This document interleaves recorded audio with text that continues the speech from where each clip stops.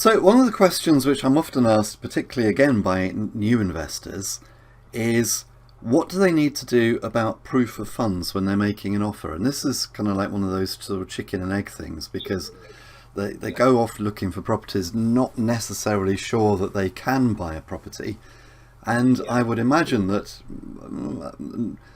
if it was me anyway, let me be very careful how I put this, because I don't want to sort of imply things which aren't there.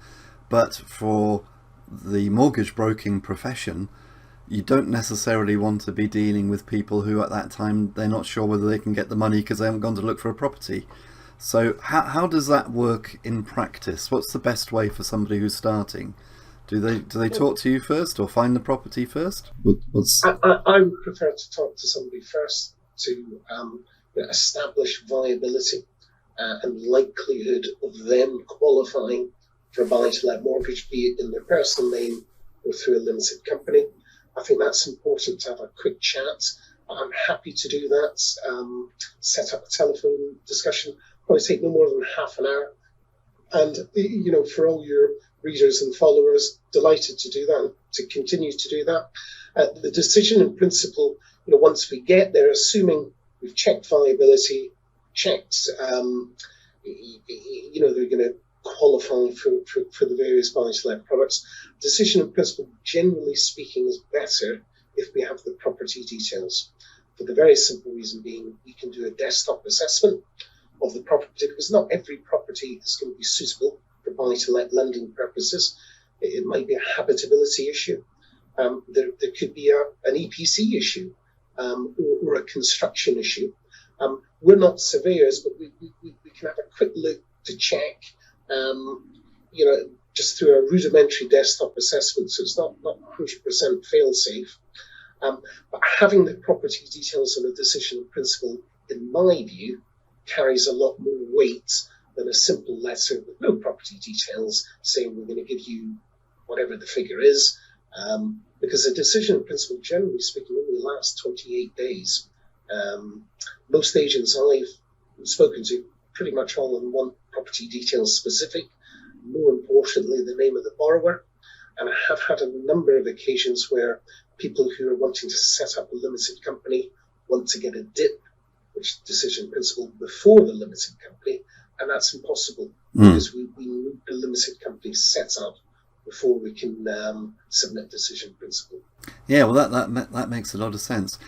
And of course, things change with the market. In a slow market, estate agents are just glad to get an offer. But when the market's hot at the moment, one of the first questions which they can ask is, well, what's your proof of funds?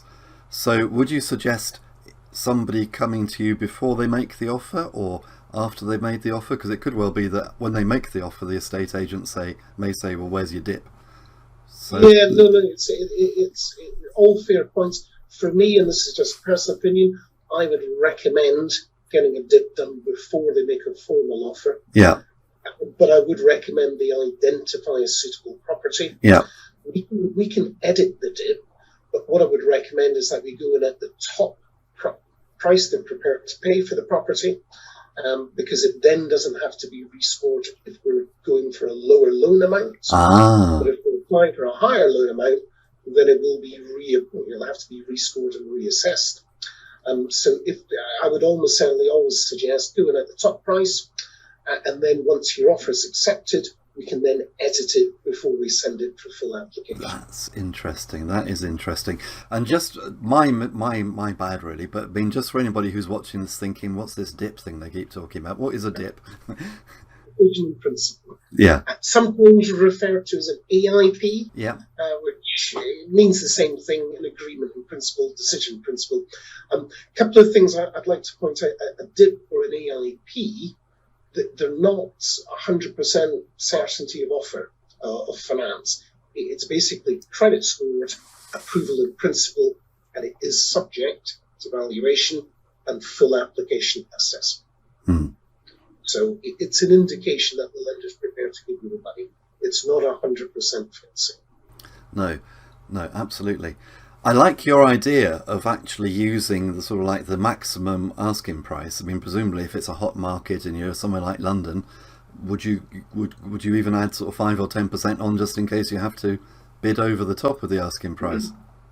In those scenarios, possibly, but you've got to be careful because the estate agent will want to see evidence of the dip, and they'll know the price, or they'll know the loan you've been approved for, and they can work it back as to how much you could potentially offer, so they could actually use that to their advantage or rather the vendor's advantage. Yeah.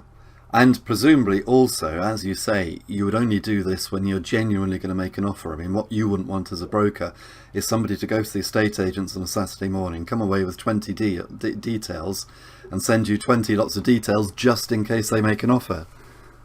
I can safely predict we're going to do 20 dips. Happily do one in that scenario. But the other thing is, the more dips you do, then the more credit searches, albeit soft credit searches mainly, are racked up in the background, and that can have an impact on your overall credit score.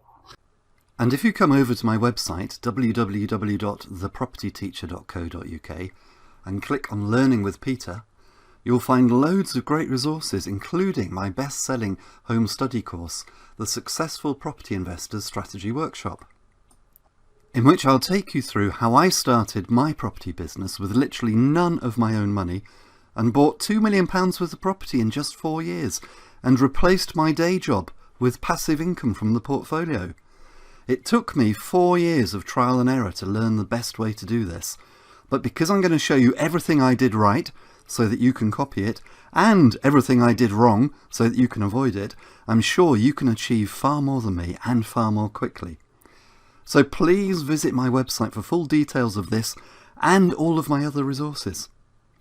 Until next time, here's to successful property investing. And until next time, here's to successful property investing.